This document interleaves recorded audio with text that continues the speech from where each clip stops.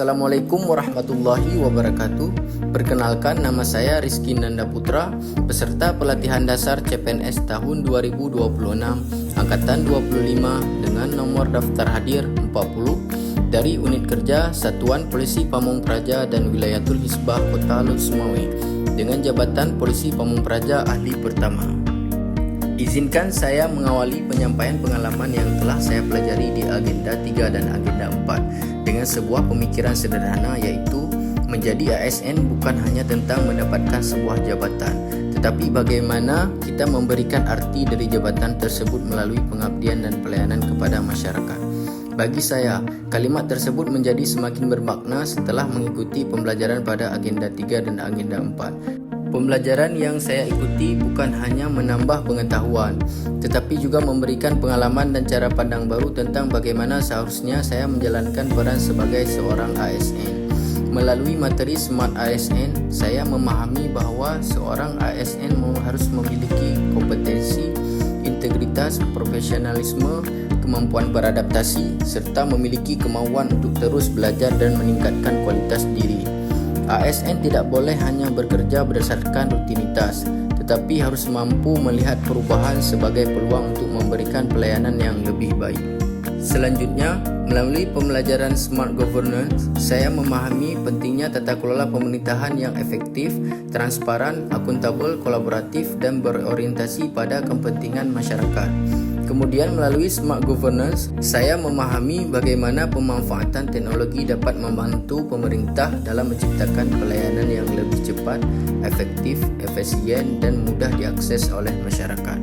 Dari pembelajaran tersebut, saya mendapatkan satu kesadaran penting, yaitu digitalisasi bukan sekedar menggunakan teknologi, tetapi bagaimana teknologi tersebut benar-benar memberikan manfaat bagi masyarakat dan mendukung pekerjaan ASN. Memasuki Agenda 4, saya mendapatkan pengalaman melalui proses pembimbingan rancangan aktualisasi dan habituasi. Pada tahap ini, saya tidak hanya belajar menyusun sebuah rancangan, tetapi juga belajar bagaimana melihat permasalahan yang ada di lingkungan kerja secara lebih kritis. Saya belajar mengidentifikasi isu, menentukan isu yang menjadi prioritas, mencari gagasan pemecahan masalah, menyusun tahapan kegiatan, serta menghubungkan nilai-nilai dasar ASN.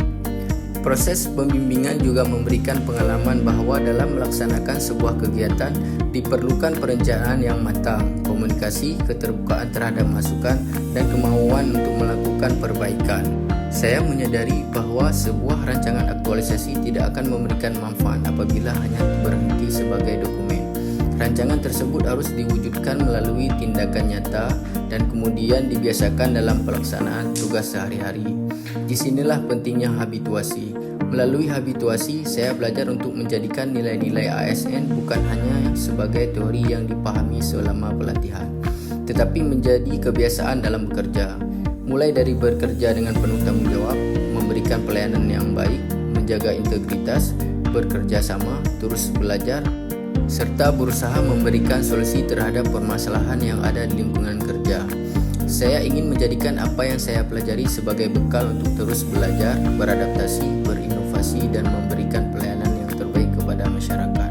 Karena pada akhirnya, ASN yang baik bukanlah ASN yang hanya hadir untuk bekerja, tetapi ASN yang kehadirannya mampu dirasakan manfaatnya oleh masyarakat.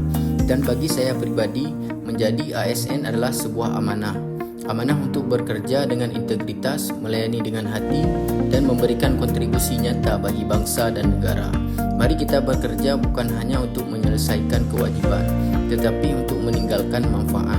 Karena jabatan mungkin memiliki batas waktu, tetapi pengabdian dan kebaikan yang kita berikan akan selalu memiliki arti. Demikian pengalaman pembelajaran yang dapat saya sampaikan.